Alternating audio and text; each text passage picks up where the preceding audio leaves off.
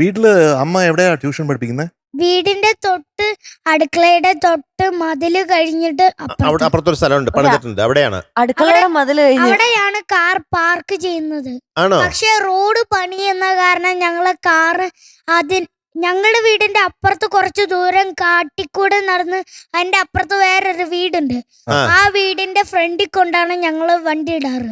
കാട്ടിൽ കൂടെ പോവോ? ഓ കാട്ടിക്കൂടെ പുല്ലൊക്കെ വെട്ടിക്കളഞ്ഞ്. ആണോ? റെയിൽവേ പാലത്തിന്റെ തൊട്ടടുത്തുള്ള ചെറിയ കാട്. എന്തോ പറമ്പോ വെച്ചാണ് നമ്മള് വലിയ കാടൊക്കെ. കാട് ശരിക്കും കാട്. ശരിക്കും കാട്. ആ കാട്ടിൽ എന്തൊക്കെയുണ്ട്?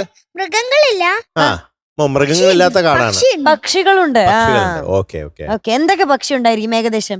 ക്രോ, ക്രോ, പിന്നെ കോഴി, yellow yellow yellow yellow bird, അതേതാ യെല്ലോ യെല്ലോ ബേർഡ്? ബേർഡ്സ്, മഞ്ഞക്കിളിയുടെ